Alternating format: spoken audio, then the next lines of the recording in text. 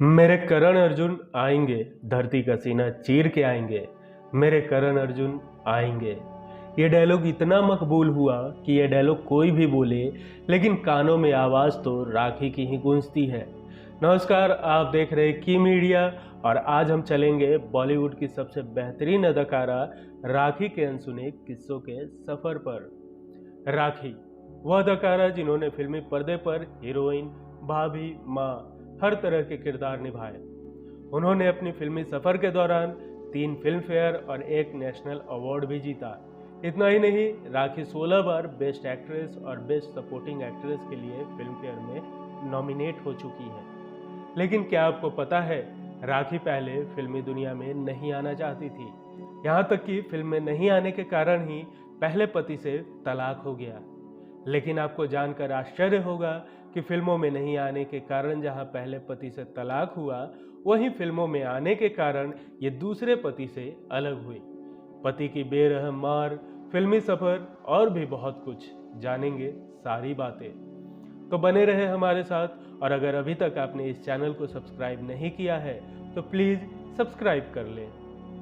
15 अगस्त 1947 जब हमारा देश आज़ाद हुआ था, उसके चंद घंटों के बाद पश्चिम बंगाल के रानाघाट में एक बंगाली हिंदू परिवार में राखी का जन्म हुआ।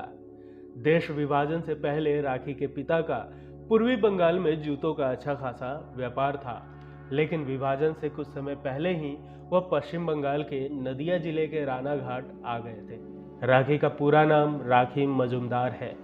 बचपन में राखी एक वैज्ञानिक बनने का सपना देखती थी, लेकिन नियति को कुछ और ही मंजूर था। राखी 16 साल की भी नहीं हुई थी कि 1963 में उनका एक पत्रकार और फिल्मकार अजय विश्वास से शादी हो गया। यह विवाह परिवार की इच्छा से हुआ। अजय ने हिंदी और बांग्ला में प्रथम प्रेम, संबंध, समझौता और भाग्य चक्र जैसी फिल्में बनाई थी। शुरू में तो राखी बहुत खुश थी, लेकिन धीरे धीरे राखी अपने ससुराल के फिल्मी माहौल में एडजस्ट नहीं कर पा रही थी, और यही वजह थी कि शादी 2 साल भी नहीं चल सकी और 1965 में दोनों अलग हो गए। नियति का खेल देखिए कि जिस फिल्मी माहौल से घबराकर राखी ने अपने पति से तलाक लिया था, वो सोच भी नहीं सकती थी कि एक दिन ऐसा आएगा जब यही फिल्मी माहौल इनका परिवार कहलाएगा। 1967 में राखी ने बंगाली सिनेमा में कदम रखा और फिल्म बोंधु बोरोन से अपना डेब्यू किया। इसके 3 साल बाद 1970 में राखी को राजश्री प्रोडक्शन की फिल्म जीवन मृत्यु मिली, जिसमें धर्मेंद्र उनके हीरो थे। पहली फिल्म से उन्हें सफलता मिली और आगे कई फिल्में भी मिली, लेकिन इस फिल्म में उन्हें डायरेक्टर से थप्पड़ भी मिला। दरअसल डायरेक्टर सत्यन बोस ने ये थप्पड़ उन्हें जड़ा था। राखी अपने डायलॉग सही से नहीं बोल रही थी और नखरे भी दिखा रही थी। हालांकि इसके बाद वह अपने काम को लेकर काफ़ी गंभीर हो गई। राखी ने एक बार बताया था, जीवन मृत्यु की शूटिंग के दौरान ही मुझे फिल्मों के कई प्रस्ताव आने लगे थे, लेकिन मुझे तब राजकुमार बड़जात्या ने सलाह दी कि कभी आंख मूंद करके फिल्म मत करना। उनकी वह सलाह मैंने हमेशा मानी। जीवन मृत्यु के बाद राखी ने सुबोध मुखर्जी की फिल्म शर्मिली साइन की और फिर सुनील दत्त की रेशमा और शेरा। इन दोनों फिल्मों में राखी को शशि कपूर और अमिताभ बच्चन जैसे उन 2 अभिनेताओं का साथ मिला जिनके साथ राखी ने सबसे ज़्यादा फिल्में की। राखी के शुरुआती दौर में ही फिल्मों में विधवा के रोल करने पर कुछ फिल्मकारों का मत था कि यह लड़की पागल है क्या, शुरू में विधवा के रोल करेगी तो इसे हीरोइन कौन बनाएगा। लेकिन राखी अपनी इन 3 शुरुआती फिल्मों से ही एक सशक्त और लोकप्रिय अभिनेत्री बन गई। शर्मिली में तो एक ही फिल्म में राखी के अभिनय के कई रंग एक साथ देखने को मिले। फिल्म में एस.डी. बर्मन के संगीत से सजे नीरज के बेमिसाल गीत राखी पर फिल्माए गए तो समा ही बंध गया। इसके बाद तो राखी एक ऐसी स्टार बन गई जिनके साथ हर फिल्मकार, हर अभिनेता काम करने के लिए मचल उठा। संजीव कुमार के साथ पारस, राजकुमार के साथ लाल पत्थर, मनोज कुमार के साथ बेईमान, राकेश रोशन के साथ आंखों आंखों में, शशि कपूर के साथ जानवर और इंसान, देवानंद के साथ हीरा पन्ना, बनारसी बाबू, जोशीला और जितेंद्र के साथ शादी के बाद जैसी फिल्में राखी ने की। उधर राजेश खन्ना के साथ दाग और धर्मेंद्र के साथ ब्लैकमेल जैसी फिल्में भी राखी के शुरुआती करियर के 3 वर्षों में यानी 1973 में ही आ गई। बड़ी बात यह भी थी कि ये सभी फिल्में लगातार सफल होती चली गई। राखी के शुरुआती 3 वर्षों में मिली बड़ी सफलता किसी किसी को ही नसीब होती है, लेकिन राखी ने इतनी जल्दी सब कुछ पाने के बाद एक और बड़ा फैसला लेकर सभी को चौंका दिया। वो फैसला था राखी का गीतकार फिल्मकार गुलजार से शादी करने का। दरअसल बॉलीवुड में आने के बाद राखी की मुलाकात गुलजार से हुई। गुलजार उन दिनों बड़े फिल्म लेखक थे। इसी दौरान एक फिल्मी पार्टी में राखी और गुलजार की मुलाकात हुई और एक ही नज़र में गुलजार राखी के दीवाने हो गए। दोनों ने कुछ समय तक एक दूसरे को डेट करने के बाद साल 1973 में शादी कर ली और राखी मजुमदार बन गई राखी गुलजार। हालांकि गुलजार ने शर्त रखी थी कि शादी के बाद राखी फिल्मों में काम करना छोड़ देंगी और राखी मान भी गई थी। राखी को उम्मीद थी कि कम से कम गुलजार जो फिल्में बनाते हैं उन फिल्मों में उन्हें काम करने की इजाज़त जरूर देंगे, लेकिन शादी के बाद ऐसा नहीं हुआ। शादी के बाद दोनों की बेटी हुई मेघना, जो अब एक सफल फिल्म निर्देशक और निर्माता बन चुकी है। राखी ने वादा तो किया था, लेकिन उनका मन फिर से फिल्मों की ओर जाने लगा। धीरे धीरे दोनों का मनमुटाव बढ़ने लगा। इसके बाद जब गुलजार फिल्म आंधी की लोकेशन की तलाश में कश्मीर गए तो राखी को भी अपने साथ ले गए।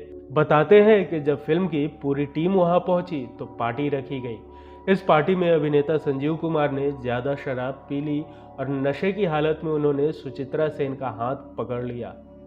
गुलजार को यह सब ठीक नहीं लगा तो उन्होंने सुचित्रा को वहां से निकाला और उन्हें कमरे तक पहुंचाया। हालांकि राखी ने जब ये सब देखा तो उन्होंने गुलजार से सवाल किया कि उन्हें अपनी पसंदीदा अभिनेत्री को कमरे तक छोड़कर कैसा लगा। बताते हैं कि गुलजार इस बात से काफी नाराज हो गए और उनकी राखी से बहस होने लगी। गुलजार इतने गुस्से में थे कि उन्होंने राखी को एक जोरदार थप्पड़ रसीद दिया। फिर उन्हें खींचते हुए गुलजार अपने कमरे में ले गए। उसके बाद गुलजार ने अपनी पत्नी राखी को बुरी तरह पीटना शुरू कर दिया। होटल में उस रात हंगामा मच गया। बताया जाता है कि उस रात गुलजार ने उन्हें कुछ इस कदर पीटा कि राखी के शरीर पे नीले रंग के निशान पड़ गए थे, जो महीनों तक रहे। 1974 के इस घटना को उस वक्त के सभी बड़े अखबारों ने तवज्जो से छापा था। आज भी कई सारे ब्लॉग पे आपको ये आर्टिकल मिल जाएगी। बताते हैं कि दूसरी सुबह जब होटल स्टाफ उनके कमरे में गए तो गुलजार नशे में धुत पड़े थे और राखी वहां नहीं थी, यानी वो वहां से चली गई थी। राखी पहले अपनी मरहम पट्टी करवाई और फिर सीधे पहुंच गई यश चोपड़ा के पास। यश चोपड़ा भी अपनी फिल्म की लोकेशन देखने के लिए कश्मीर में ही थे। उसी दौरान राखी को यश चोपड़ा ने अपनी फिल्म कभी कभी में काम करने का प्रस्ताव दिया। यश चोपड़ा ने राखी से कहा कि यह फिल्म उनको देखकर ही लिखी गई है। यहाँ तक कि साहिर लुधियानवी ने भी फिल्म के गीतों में जिस सुंदरता को उतारा है वह राखी का ही चेहरा है। यश चोपड़ा के साथ राखी ने दाग फिल्म करके उसी साल अपनी जिंदगी का पहला फिल्मफेयर पुरस्कार भी जीता था। अमिताभ बच्चन और शशि कपूर के साथ यह फिल्म करने के लिए राखी काफी उत्साहित हो गई और फिल्म के लिए हाँ कह दी। फिल्म कभी कभी सुपरहिट रही। फिर राखी पूरी तरह से फिल्मों में रम गई और अपने दर्द को अपनी ताकत बनाकर सफलता की नई इबारत लिखने में जुट गई। वैसे राखी और गुलजार के बीच कभी तलाक नहीं हुआ, ना ही कभी किसी ने एक दूसरे के खिलाफ कुछ कहा, ना ही दोनों में से किसी ने कभी शादी की। अलग होने के बावजूद अपनी बेटी के लिए ये दोनों कहीं न कहीं एक डोर से बंधे हुए हैं। गुलजार से अलग होने के बाद इन्होंने खार के सरोजनी रोड में अपने लिए एक बंगला खरीदा, जिसका नाम उन्होंने मुक्तांगन रखा। सालों तक यहाँ रहने के बाद राखी ने इसे रियल एस्टेट कंपनी को एक शर्त पर बेचा था कि इस पर जो हाई राइज बिल्डिंग बनाई जाएगी उसका नाम भी मुक्तांगन ही रखा जाएगा, और हुआ भी ऐसा ही। आज इसी इमारत में बिपाशा बासु रहती है। दाग, तपस्या और राम लखन के लिए फिल्म फेयर के अलावा अपने अभिनय के लिए फिल्म 27 डाउन और शुभ मुहूर्त के लिए राष्ट्रीय फिल्म पुरस्कार पा चुकी राखी के बारे में एक बात काफ़ी मशहूर है कि वह बहुत मूडी है। उन्हें साल 2003 में पद्मश्री से भी नवाजा गया है। 1970 से 2000 तक के 30 वर्षों में शानदार अभिनय से फिल्म संसार में अपनी अलग पहचान बनाने वाली राखी मुंबई से दूर पनवेल के एक फार्म हाउस में अकेला जीवन जी रही है। राखी एक किसान की तरह रहती है, सब्जियां उगाती हैं, बागवानी करती हैं। उनके इस फार्म हाउस में कितने ही किस्म के कुत्ते और बिल्लियों के साथ बहुत से जानवर रहते हैं, जिन्हें वह अपने हाथों से खिलाती पिलाती भी है और नहलाती धुलाती भी है। राखी के बारे में यह बात बहुत कम लोग जानते हैं कि स्टार रहते हुए भी वह अपने सभी काम खुद करती रही, चाहे घर के कामकाज की निगरानी हो या कानूनी मसले या इनकम टैक्स जमा कराना हो। यहाँ तक कि राखी ने कभी अपने लिए प्रचार एजेंट नहीं रखा। आखिरी बार राखी साल 2009 में रिलीज हुई फिल्म क्लासमेट में नजर आई थी। इसके बाद वह अभी तक पर्दे पर नहीं दिखाई दी है। राखी अपनी पर्सनल लाइफ में कभी जीवन साथी का सुख पा ही नहीं सकी, लेकिन आज वह जहाँ भी है वहाँ बहुत खुश है। आज़ादी के दिन जन्मी राखी मजूमदार अपनी आज़ादी को कितनी अहमियत देती है, यह सब उनके ज़िंदगी को देखकर समझा जा सकता है। कुछ बरस पहले राखी से एक इंटरव्यू में पूछा गया था कि वे इतनी एकांत प्रिय क्यों हो गई है। इस पर राखी का जवाब था, मैं अब चकाचौंध की दुनिया में नहीं रहना चाहती।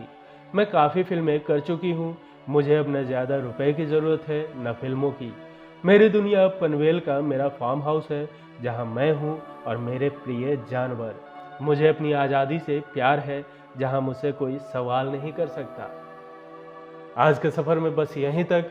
फिर मिलेंगे किसी और हस्ती के किस्सों के सफ़र के साथ। वीडियो या चैनल को लेकर कोई सुझाव हो तो हमें कमेंट कर ज़रूर बताएं। वीडियो पसंद आई हो तो एक लाइक ज़रूर कर दें। धन्यवाद।